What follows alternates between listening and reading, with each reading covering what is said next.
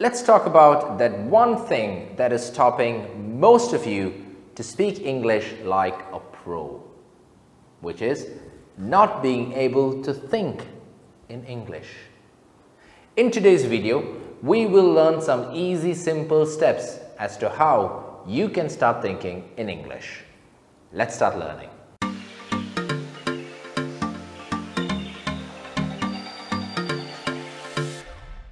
Alright, now you might ask, what's wrong with translating to your native language?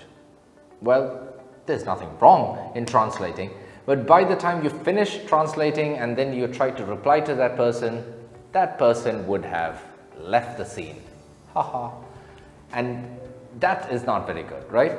See, the problem in translating to your native language and then coming to English is it takes too long. It can get quite stressful, and it's also obviously double work for your brain. So today, let's learn how you can think in English. The first thing that you can do is think in single words or one word at a time.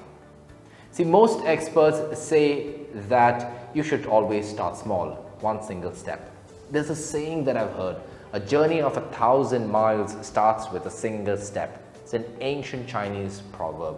So in the same way, look around you. What do you see?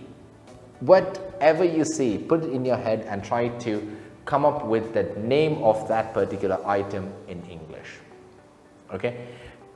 Try to name these things. It can be a pen, it can be a pencil, it can be a cup, a bottle of water, anything, a computer, I don't know, whatever comes into your mind.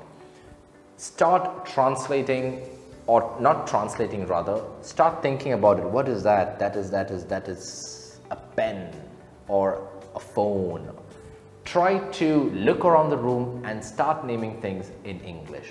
Avoid thinking about it, what it will be in your native language. The second thing that you can do is use a English to English dictionary. Now we all have dictionaries, and I know one of the must-have books in a non-native speaker's bookshelf is an English dictionary that translates to your native language. It's okay to have it, however, please don't try to use it often. Try to use an English to English dictionary. You know, I remember when I was also picking up words when I was way younger, I used to use a complete English to English dictionary. It was quite stressful, but eventually what happened is, because it is English to English, I was able to come up with more English words. The next thing that you can do is build your vocabulary. Now, as soon as you can, you come across a word, you write down the definition of that word, means the meaning of that word, okay? Try to carry a small little book that will fit into your pocket or in your pant pocket, whichever you want. Whenever you come across a new word, quickly write it down. If you know the meaning, you write it. If you don't know the meaning, use a dictionary or search on the internet and get the meaning. Now, this will definitely help you to build your vocabulary as and when you progress throughout the day. Okay? The next one, the fourth one is whatever vocabulary you learn, use it. Don't keep it just in the book. Try to practice it out, because that is the best way not just to learn but also to keep that word fresh in your mind. After you've done these, then you move on to the next level, which is to start thinking in sentences.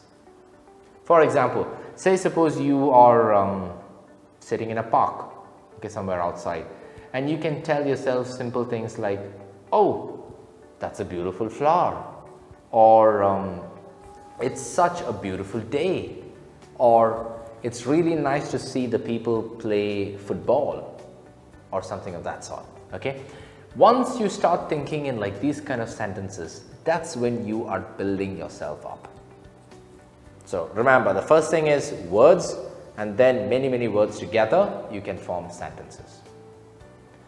The next point, but wait, before we jump into that, please, if you're getting some value out of this video, please don't be a miser, go ahead and hit that like button. The sixth thing that you can do is describe your day. Now this is very simple and there's nothing much to do in this. All you have to do is in the evening or maybe in the afternoon, just describe how your day went. Like simple things like I got on to a bus and then I reached my college. I went to the library. I took this book. I studied for half an hour and then I came back home. Simple things. When you keep repeating that over and over again, you get more confident. The seventh thing that you can do is write in English. Well, obviously. But what I'm trying to say here is, when students want to write something in English, they immediately, some of them at least, try to write it in their native language and then they translate it to English. Now that is another thing that you should try your level best to avoid.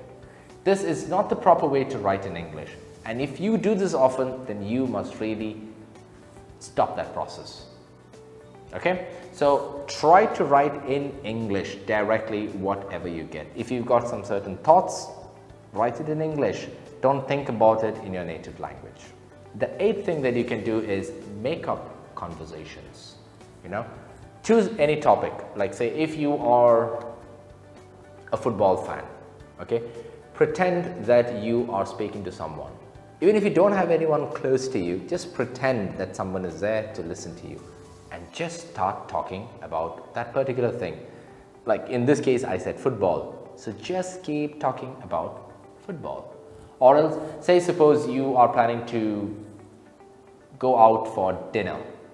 You can start practicing simple things like how you would talk to a waiter, or how you will talk to your friend, or how you are going to order food. Simple things. Try to make up conversations.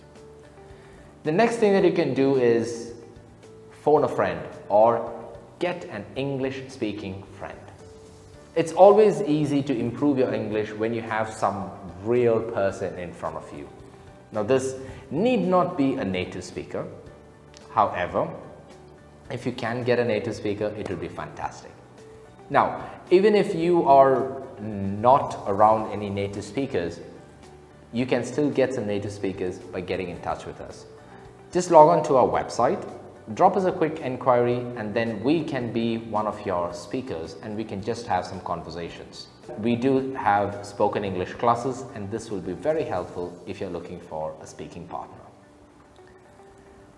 The next thing, rather the last thing, is practice it daily. Learning all of this is very good, as in all these tips and strategies, very, very good. But there's no use if you don't practice it. Remember, your goal is to get better in English and to avoid thinking in English. So all you have to do is practice little by little. Okay, so now if you've got some value out of this entire thing, then please do drop your feedback in the comment section right below. Let us know if I can help you out with some other kind of videos. Like I earlier said, if you are looking for some spoken English classes, log on to our website, get in touch with us and we'll help you out. You can also join our YouTube community by just subscribing to our channel and hitting the notification icon so that you will get a notification whenever we upload a new video. Check out some of our other Learn English informative videos that will be popping up somewhere now. Check it out and learn something new. Till we meet again, this is your tutor signing out. Ciao.